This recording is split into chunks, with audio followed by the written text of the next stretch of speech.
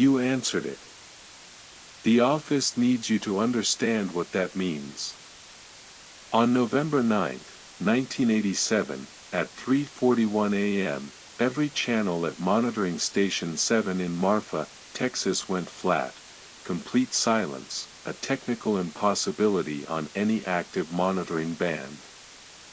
23 seconds later, something transmitted on a 17.4 Hz carrier wave.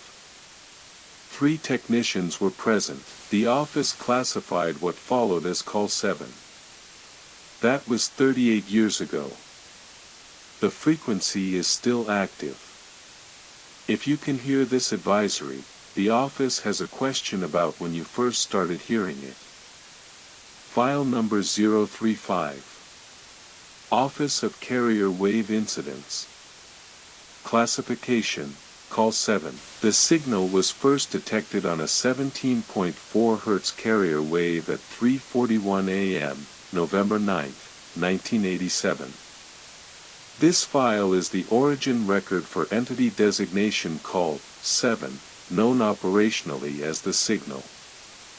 All prior Call 7 advisories in this archive derive their classification from what was documented at monitoring station 7 on this date. This is the primary source. The office does not believe it started here. If you have prior Call 7 exposure history, the office asks that you stop this transmission at the end of this section and contact us using form Call 7.0 before continuing. The origin file has produced adverse reactions in subjects with existing Call 7 sensitivity. If you have no prior exposure, the office asks the following. First, note the time you began watching. Second, note whether you are alone. Third, note whether you heard anything before you started watching, any sound you could not account for, however brief. Submit this information. The reason will become clear. The 3 technicians present at monitoring station 7 on November 9, 1987 reported consistent symptoms in the 6 hours following exposure. Absolute certainty about the time, without checking a clock. The sense that something they had forgotten was almost remembered. At hour 3, all 3 independently reported the same intrusive thought, that the silence before the recording had not been empty, and that they had heard something in it they were no longer able to access. The office believes they did hear something. We believe what they heard was not the signal beginning.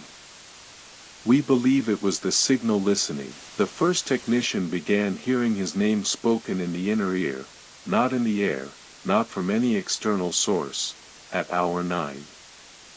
He had no prior history of auditory events. The specificity was the disturbing element. The voice knew which version of his name his mother used, which he had not been called since childhood. By day 3, he reported the voice had learned his wife's name. By day 7, it had learned his daughter's. The progression is documented as Call 7 familiarity acquisition. The order has never varied: you, your mother, your partner, your child. The office does not know what comes after the child. This is not tinnitus. Standard audiological evaluation confirmed no hearing anomaly in any of the 3 subjects. This is not schizophrenic auditory hallucination. The phenomenon has not responded to antipsychotic intervention. This is not infrasound. The 17.4 Hz carrier wave produced no reported physical symptoms in observers. The voice does not travel through air. This has been confirmed. The office does not have a model for how it travels. We are describing the path, not the mechanism. We have never understood the mechanism. Call 7 Origin 1. First technician. Male. 29 at time of exposure. Reported hearing the entity for the first time at 12:53 a.m., November 10, 1987, reported that the voice did not sound like a recording or a broadcast.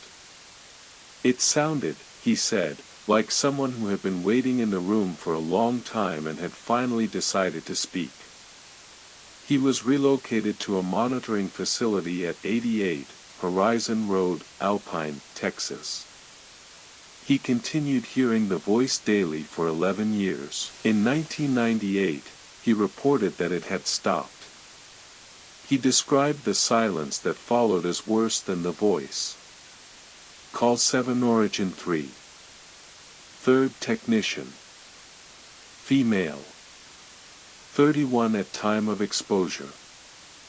Her case is documented in File 033 of this archive. She has been speaking continuously since exposure. In 2023, the transcription team noted she had begun saying names, not her own, not the technicians, not anyone in her documented contact history. The office is attempting to identify whose names they are. 17 have been identified. All 17 are people who are currently receiving Call 7 advisories.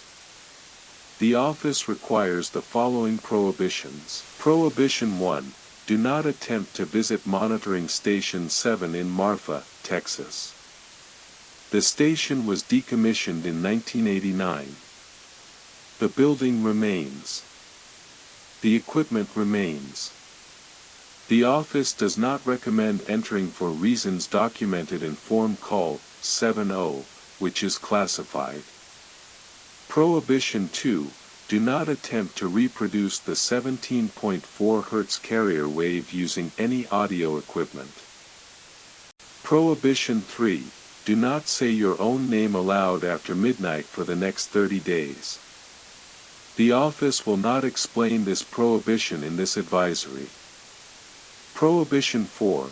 If you hear your name spoken in your inner ear and you are certain no one has spoken it, do not answer. The voice is not asking. It is confirming. The first Call 7 report was filed November 9, 1987.